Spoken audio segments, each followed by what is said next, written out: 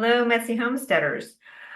Today I am recording my progress with Barkeeper's friend.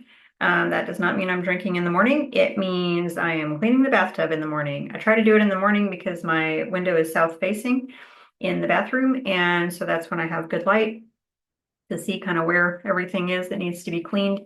So and I'm making this video piggybacking off of the Clean That Up video that I recently watched, which was very helpful, and I like that channel a lot, but certain things in the video did not work with my tub. And I do have kind of an original enamel type of tub. It's not plasticky or anything, so I can kind of clean it with anything without scratching it. Um, but the recommendation was to use half vinegar, half water with one, uh, what was it? Um, yeah, have a cup of vinegar, a cup of water, and a teaspoon of Dawn. And then somebody mentioned in the comments that if you have kind of more baked on stains that you need to work on, you can just omit the water. So I did that because I haven't gotten to clean my bathtub in a while. And just for reference, I have pretty hard water here. I mention it because depending on what your water minerals are, it's going to really depend on what works for you.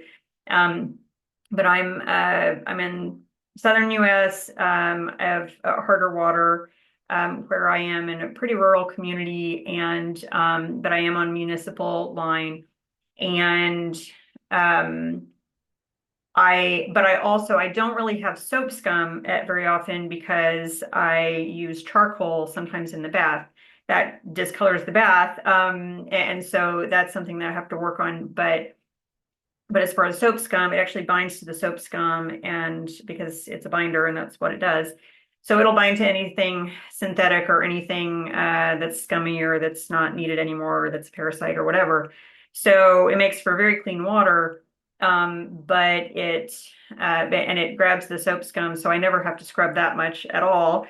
Um, but it also discolors the bathtub. So it's a trade-off. And if I had better mobility, I would be able to clean more often. But if I had better mobility, I would be working more, I suppose. So then I wouldn't have to clean it. I wouldn't have time to clean it more often.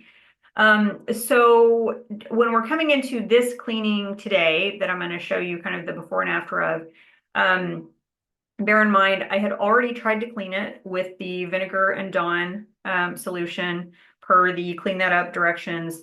That did almost nothing for me, including I tried to do the tile too. It really did nothing to speak of. So that was not a good option for me, unfortunately. So then I was trying to remember what I usually use. I usually use CLR. I did that, and it helped some. But there was some that I need to get off that I think the water's getting a little bit harder here, and I haven't gotten to clean it for a while. Um, so it has been pre-cleaned a couple of ways, pre-treated a couple of ways, but not very successfully. So with all of that in mind, I'm going to show you some before and after here so that you don't have to just watch me cleaning the tub, which is, as mind-numbing as it sounds, I'm sure. So I will go into, if I can get it to go into the full slideshow, I will do that. Okay, so the reason we're using Barkeeper's friend, he mentioned in the Clean That Up video, he said if you're not going to use the Dawn and vinegar and water, what he recommends is the Barkeeper's friend more formula. I thought that is what I ordered. That may even be what I ordered, but what I got delivered to me was their soft cleanser. And Barkeeper's friend has a lot of formulas now. But I also remembered that I have the original formula because Barkeeper's friend is really the only thing that gets rust off of things, and it's just a godsend, and it's still inexpensive, and it's one of the least toxic kind of over-the-counter things that you find in the regular chemical aisle in a grocery store. It works largely with borax and citric acid and some stuff like that, so it's not nearly as bad for you as most of the stuff you're used to buying, and it's a whole lot cheaper. So this is what the original formula looks like. I'll have a picture of it here in a minute in the slideshow. This is the original. And it just says cleanser. So if you just get the plain cleanser, if you remember the old um, Comet canisters of years ago, it's similar to that. And then I'll show you the soft cleanser is kind of in a squeezy bottle. I was not thrilled to find that when I poured it into the tub, it has a lot of water to it, like a lot, like unnecessary amounts, it seems to me.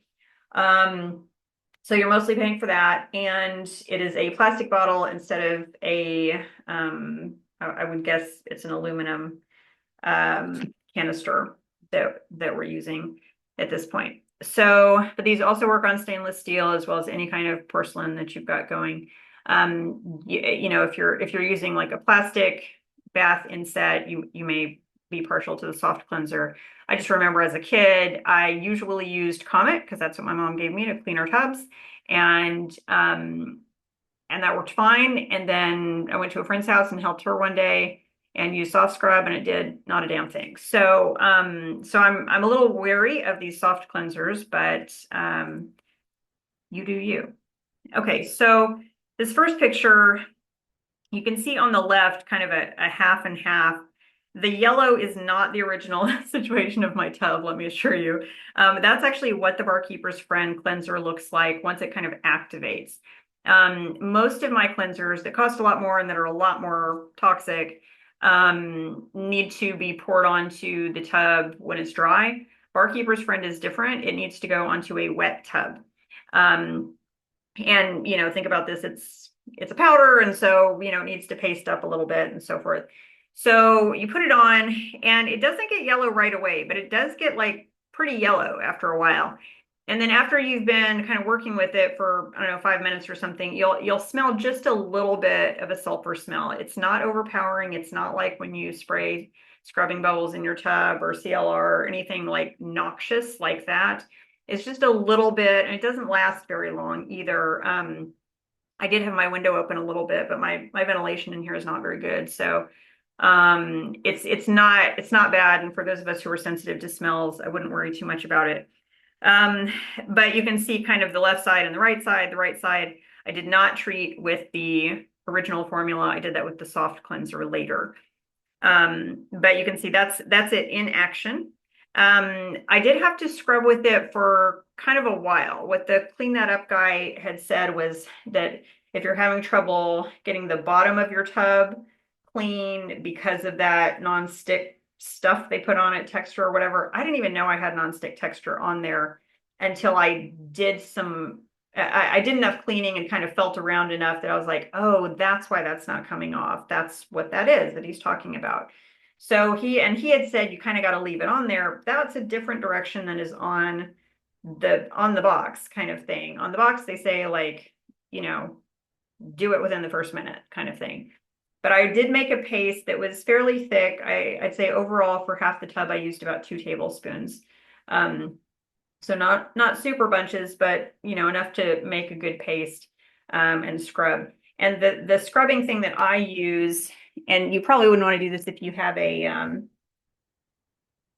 a more plastic inset tub, but if you have an old enamel tub like I do and it's in decent shape, if the enameling is in decent shape, you can probably use one of these scrubbies that are like the Scotch-Brite or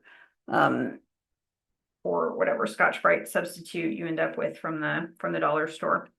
So you can see on the right side the after picture, and the after picture is so this is the state it's in. On the right is what I'm going to try to work on with the soft cleanser. You'll see that picture in a minute. But you can see it did do a good job here, and it certainly got more done than the CLR did, which was way more poisonous. Sorry, groundwater.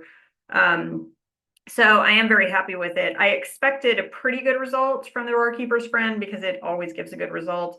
I had also used it about a week ago to get, there was kind of a rust stain from something that I had dried on top of the shower that dripped down that ended up being kind of a metal. It was a cloth, but it had some metal threading in it. And it's been there for a while. And I mean, only Barkeeper's Friend will get rid of that. So here's the second picture. The before picture, again, is what I just showed you. And then the second picture, that picture on the right is the after. So you don't see that line anymore. You see we had a lot of good progress, got most of that charcoal discoloration out, but there still is some, right? And I worked on that. The soft cleanser, like I say, it comes out pretty soupy, but I will say I do think it was good to accidentally do that soft cleanser on the harder part of the tub, as far as coloration goes, because it did get in there in a way that the original formula worked a little differently. So I don't know if I had to just buy one of them, I think I'd buy the original one. But if you're doing a deep clean first, I'd say get the more or get the soft cleanser and try to do that first. Try to invest in that, and then even if you're cleaning like once a month, if you're a single person once a month, and if you're a family, probably once every week or two, you probably have to do. Um, and then you can see kind of the close up a little bit here on the right side, where we've still got some of that discoloration from the charcoal, kind of marrying with the hard water. Why doesn't the charcoal bind to the hard water? Because the charcoal will bind to toxins in the water, but not to naturally occurring stuff that is like a normal thing. So it's not going to bind to iron or things that are. It's not going to bind to calcium and stuff like that.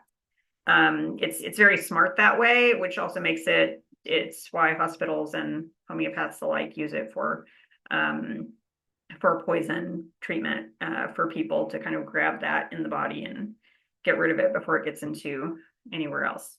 I don't know why that slide is still there. I use a free slide maker service and sometimes it doesn't work well. Okay.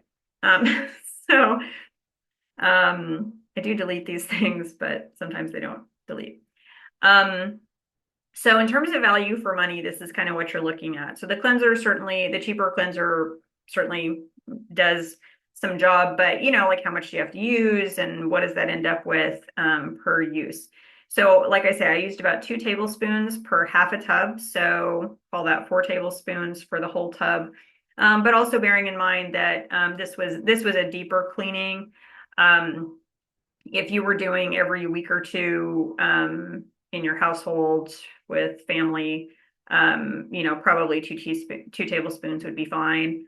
But we'll call it how, since cleaning the tub is not anybody's favorite activity, we'll call it, you're not going to quite clean it as often as you should, kind of thing.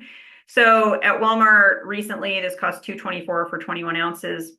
It's 21 ounces by weight, so that's not quite the same as 21 ounces by volume, and 2 tablespoons is a volume measurement, but it's pretty close. And short of dumping the whole thing out and measuring it by volume, that's what we have. But it is pretty close.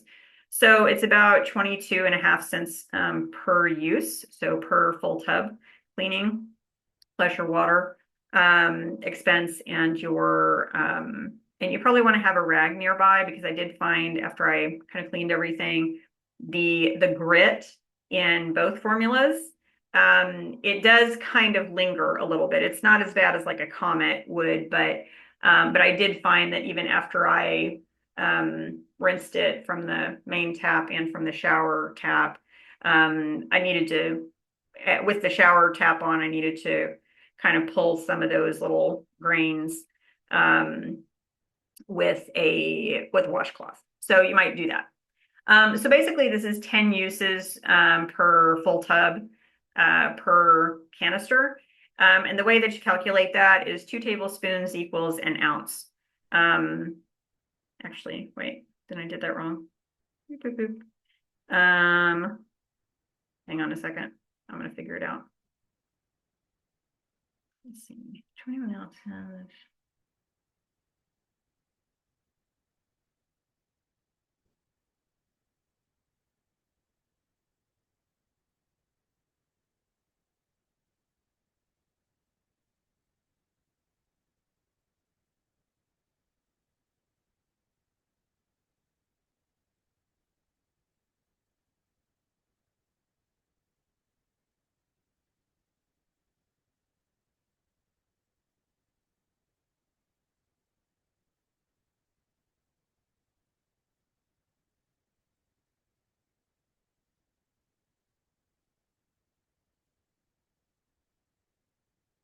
Okay, that was right. I checked my math again and it is right.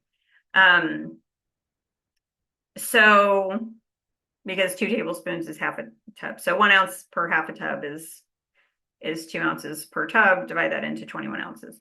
So you're getting around 10 uses. So a pretty good, that's a pretty good cost, given that when I use CLR, I probably have to use a good third of the bottle. And, that stuff costs me like $7 a bottle.